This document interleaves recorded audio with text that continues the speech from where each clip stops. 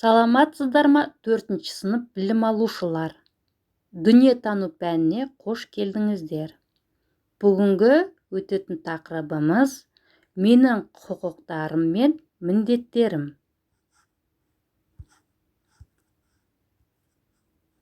Оқу мақсаттары: Конституцияның қоғам өміріндегі маңызы туралы қорытындылар жасау. Қазақстан Республикасының азаматы ретінде жеке тұлғаның демократиялық құқықтары, бостандықтары, міндеттерінен мысалдар келтіру. Сенің білетінің: Конституцияның адам өміріндегі маңызын білесің. Қазақстан азаматтарының құқықтары мен міндеттері жайлы оқып танысасыңдар. Тірек сөздер: Конституция, адам құқығы, міндеттер, кемсітушілік. Конституция дегеніміз не? Конституция латынның, яғни құрылым сөзінен шыққан.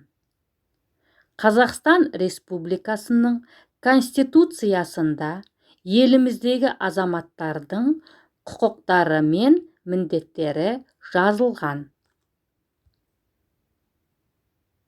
Азамат — құқықтық, негізде белгілі бір мемлекеттің құрамында болатын адам. Конвенция — қол қойғандардың барлығы жазылғандарды мүлтіксіз орындауы тиіс құжат.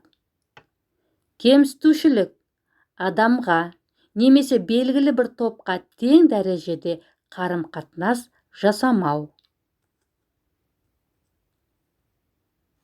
Қазақстан Республикасының әрбір бала құқылы есім мен азаматтық алуға, қамқорлықта болуға, дәрігерлік көмек алуға, демалуға және бос уақытын пайдалы өткізуге, білім алуға, отбасында өмір сүруге және тәрбиеленуге, ақпарат алуға.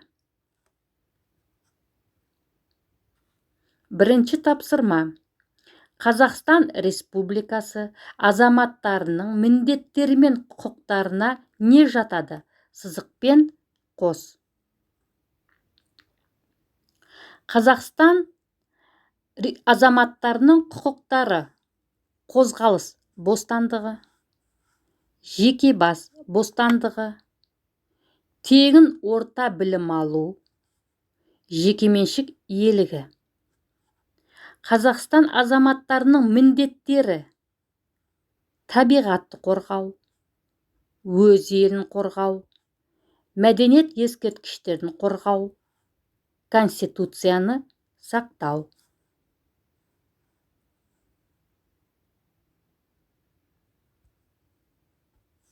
Екінші тапсырма: суретте Қазақстан Республикасы азаматтарының қандай құқықтары бейнеленгенін есте сақта.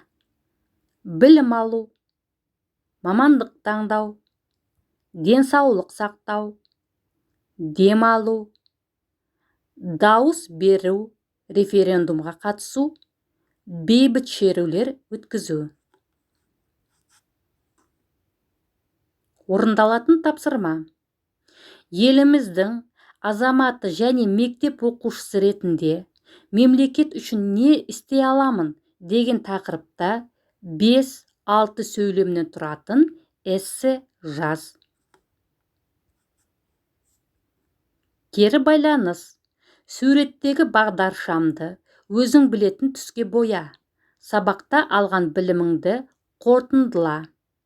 Жасыл түс барлығы түсінікті, сары түс қиыншылықтар кездесті, қызыл түс көп жағдай түсініксіз, көмек қажет.